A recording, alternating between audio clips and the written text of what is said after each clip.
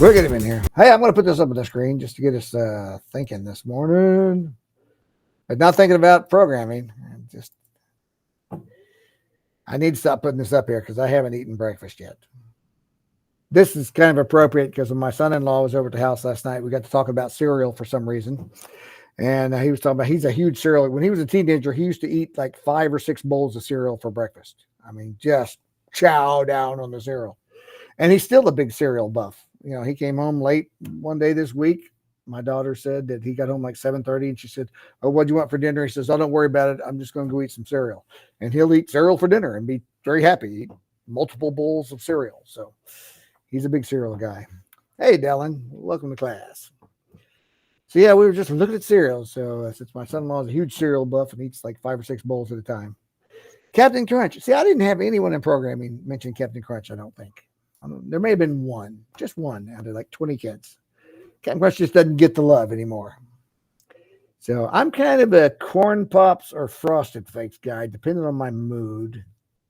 I don't eat much of these other 6. I used to eat Captain Crunch like crazy when I was a kid. Man, I was always Crunch Berries, Captain Crunch, Peanut Butter Crunch, you know, any of those I was all about. And I still eat Peanut Butter Crunch from time to time. But yeah, it's all about the cereals. I was telling my kids last night, I said, I'm old enough to remember when cereals had an honest name, because now they're not totally honest anymore. Like that used to be when I was a kid, that was Sugar Frosted Flakes. And that was Sugar Corn Pops. But you notice that word sugar doesn't appear anywhere on the box anymore because moms started getting health conscious. And when kids go, "Hey, I want to get the Sugar Frosted Flakes." No, you got to put that back. That's not very healthy, all that sugar. You need to pick something else. Yeah, so they took the word sugar off all these boxes, and that's not in the name of anything. I guess honey is allowed on there because honey's considered healthy. So Honey Nut Cheerios, cinnamon's considered, you know, somewhat healthy. So Cinnamon Toast Crunch still makes the cut, but no sugar. That's good. All right, let's go look at what we have in store for us this week. Oh, I was trying to jump ahead there. All right. On the grade screen, we see, this is our last lesson, remote access technologies, and then we'll have our final exam. So next week, we'll look at that, look what the final exam is going to hold for us, and that'll be assigned to later. So that's it. All right, let's take a look at the 3.04 then. We'll go back to the activities. Remote access technologies lesson. Here we go. Digital networks. As internet speed increases and the cost of technology decreases, more and more users will utilize remote access technologies. So let's explore how digital networks are bringing people closer together. Remote work. Let's see this short video. Minute 53.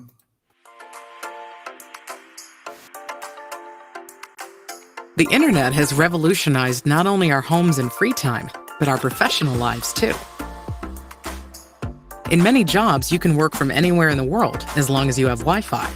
This freedom gives employees the flexibility to complete their work without being tied to a desk in a physical building. Say you want to run a llama ranch in Peru, but you're not quite ready to give up your thriving career as a software developer. There's great news. If your company okays it, you can keep your old job and fulfill your llama dreams at the same time. But how can your boss guarantee that your coding work is secure when you're in Peru and he's in the US? Llamas are pretty great, but their internet security standards are questionable at best. It all depends on remote access, made possible by a virtual private network, or VPN. The VPN server establishes a direct secure connection between an employee's computer and the company's secure network. Picture a tunnel that directly connects your llama farm to the grazing fields, with no interruptions between the two. That tunnel acts as a secure connection for you to take llamas out to pasture and get them back again safely. VPN acts the same. It tunnels your device remotely to the desired secure destination with no stops in between, keeping your company's information safe and your work protected. This flexibility to work remotely, even if it's just from home and not from a llama farm, means that business can continue as usual, even in the event of natural disasters, worker shortages, or office space limitations. So don't be afraid to think outside the cubicle when you picture your future workspace. With remote access and a flexible mindset, the world is yours to explore. Llama or no llama? Well, I think given that choice, we definitely say llama. Llamas just make life better, right?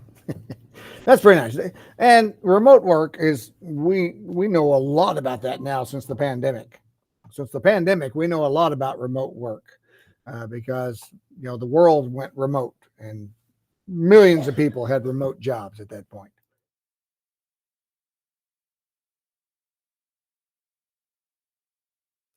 All right, remote access technologies.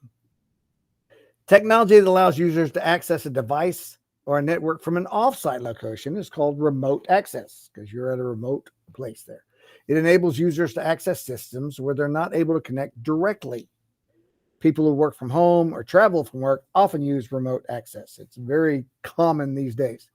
VPNs, virtual private networks. So it's not a real network setup with cables and all that servers and stuff. It's virtually done, a secure virtual connection through the internet to allow you to actually access a real network, the network access server at the main office somewhere. So VPNs are very, very popular now. I just bought one for my house. I haven't installed it in my computer yet, but I'm going to try this VPN thing because it's a great way to kind of hide your computer where it's harder to hack into. So most companies and organizations use a VPN to provide remote access to users. Like my laptop here at school, when I'm at home, it tells me you are now connected to the VPN so I can access the school files because not just anyone should be able to get on the internet and access all of the student files here. So this method provides a secure connection between two private networks by creating a virtual tunnel that keeps the traffic private between the user and the network. So that way organizations can ensure traffic's not interrupted or disturbed. VPNs are usually implemented on dedicated network devices and software. Like, yes, there's lots of security on my laptop when I take it home to help secure that VPN. Users needing to log into the VPN use software called the VPN client. And this client connects the user to the VPN. There's also access server software, so that's programs that are installed, which is part of a dedicated network device. So this software is usually located on the perimeter of the organization's network. The server software is responsible for authenticating users, right? To make sure it's actually not a hacker or someone that shouldn't be getting into the network. And it routes traffic to the corporate network after it's authenticated. So the VPN software creates a tunnel between the client and the server virtually. The tunnel is usually established using the internet, and information passes through here can be encrypted to protect it. So these tunnels are used to protect data while it crosses unsafe territory, even across continents, like they're talking about if you're in Peru with your llamas. So important, be aware of horizontal brute force attacks. This is sometimes called password spraying. Interesting term. This means that attacker chooses one or more common passwords, like those people that foolishly use password as their password, which a lot of websites will not allow that anymore. It'll say that is not a valid password. Or if they use 1, 2, 3, 4, 5, 6. And it may, so these hackers will take one of these common words like this and then try it with multiple usernames. And it'll just attack the computer with all these different usernames, trying that password to see if anyone's password that. So organizations rely on individual users' password strength as the first line of defense. That's why a lot of times those would be invalid passwords, and the network would reject that when you try to set that password. So that's why the passwords are getting more and more complicated as we go through it, because hackers are finding more and more ways to infiltrate that and get into our systems. So the longer the password, the harder it is to guess, right? A VPN protocol is a set of rules used to negotiate a connection between the client and the server through the VPN. It's essential to select a VPN protocol that provides the most effective security that can be supported. So let's look at some of these compare. PPTP. This is point-to-point tunneling protocol. All right, so that's the original VPN protocol. That's what existed first. It's supported on most platforms. It's easy to set up, but the disadvantage is it has low levels of security. It's outdated. It's been around for a long time. It's insecure, does not offer much data protection. So you won't see a whole lot of PPTP VPN connections anymore. Now you might see IP SEC as IP security because our IP address is what they're trying to keep secure. This is a secure encryption and one of the most commonly used VPN protocols. So this would be more likely you'd seen IP SEC or IP security. It is set at the IP layer and is used to allow secure remote access to an entire network. It offers secure encryption of your data and provides remote access to the entire network. The disadvantage is it does not have any support for multi-protocol and IP multicast traffic. So if you have a lot going on with all of that, it may not work well. L2TP, Layer 2 tunneling protocol. This can be used to create a tunnel between devices. IP security, IP SEC, can be combined with L2TP, and then it's listed as such with both names, to provide security for the VPN tunnel. So this creates a tunnel, and you can use the IP SEC to encrypt the data. So this is readily available. It's easy to run. So it doesn't offer encryption on its own, and that's why they combine it with the IP security. So that's another protocol combination that works well. And then the last one we're looking at is the SSL VPN, Secure Sockets Layer Virtual Private Network. So it's very popular also. It allows segmented access for users, so it'll break it up in chunks. Users can be limited to checking emails and accessing shared drives rather than access to everything. So it'll segment. You can access just this chunk of the network, like just the emails. It's something just layers. Doesn't let you get into everything. And that can be useful, especially for like clients. They're trying to log into a company's, they may have areas that the client's allowed to look at regarding their product or whatever their business is with the company, but they shouldn't be getting into other clients' information. So they might use a SSL VPN at that point, just to allow them access just to certain parts of the network that they should have. But there's limited support for new technologies with this. But these are some of the most common ones, including the first one that you would see existing out there. More on protocols. So TACACS, TACACS plus, and Radius are protocols used together in computer network authentication. These protocols are used to verify a user's identity. So the TACACS plus protocol provides detailed accounting information and flexible administration control over the authentication, the authorization, and the accounting process. So this allows a client to request detailed access control and allows the TACACS process to respond to each component of that request. So it uses the TCP, Transmission Control Protocol, for its transport. So it provides security by encrypting all the traffic between the NAS and the process. So that's got that built-in encryption that's important. Encryption relies on a secret key that's known to both the client and the TACACS process. So there's a key that's embedded in that. Encryption, the process of encoding a message, we know that one, or information in a way it's only authorized parties can access it. And you can't if you're not authorized. Remote authentication dial-in user service. This is the Radius. It's an open standard protocol used for communication between any vendor, AAA client, and the ACS server. If a client or server is from any other vendor, like other than Cisco, The radius must be used, right? The dial-in user service that remote authenticates them. It uses port number 1812.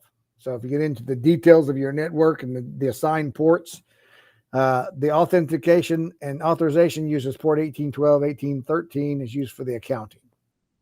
So those are dedicated ports that are always used for that purpose. So here's a comparison of the two different protocols here, the TACAX and the Radius. This is a Cisco proprietary protocol. So that's a certain company, Cisco. This is something that they always use. It's built into their system, built into their software. Radius is open standard. So any other company's network, any other software can use the Radius. TACAX uses TCP and uses port number 49, where the Radius uses UDP and uses the 1812 and 1813 that we looked at above. TACAX is authentication, authorization, and accounting separated, where on Radius, authentication and authorization are combined. In TACAX, all the AAA packets are encrypted, where in Radius, only the password is encrypted. The other stuff like username and accounting information is not encrypted. TACAX is mostly used for ACS. Radius is used when ISE is used. TACAX provides more granular control, like it can specify the particular command for authorization, but on Radius, there's no external authorization. So TACAX offers multi-protocol support where it's not over with Radius, and TACAX is used for device administration, where Radius is used for network access. So this is more specific over here at the TACAX for specific devices. All right, page 5. The VoIP, the Voice over Internet Protocol. That's a technology that allows you to make voice calls using broadband internet connection instead of a regular phone line. I have that here at the school. We have a software that we go to that website, log in, and we can make phone calls and we can receive phone calls, and it takes messages and we can send texting over that. So it's a VoIP, voice over. So it's become the standard for business communication over the last decade due to increased network speeds and reduced equipment costs. So most of your spammers that call you and are trying to get you to log into your computer, they're using these voice over internet protocols. Most of them are calling you from a computer. They're not calling you from a phone. So when you get all those guys from India trying to steal your money over the phone, this is what they're using. They're using computer technology, not telephones. They're not using cell phones. Usually it's all over some system voice center in a computer. So an ATA or an analog telephone adapter is the simplest, most common way of making and receiving calls. That way they can just connect a standard phone to a computer and use the internet connection. There's also IP phones. They look just like normal phones, but they use the RJ45 Ethernet connector. That's what we have here in the school building. Our phones are connected through our Ethernet, part of the system. The IP phones connect directly to a router. They get all the hardware and software necessary, right, included to handle IP call.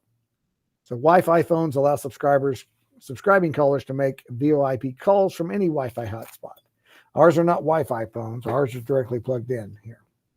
And then there's mobile to other devices. It's a newer option for the voice over IPs.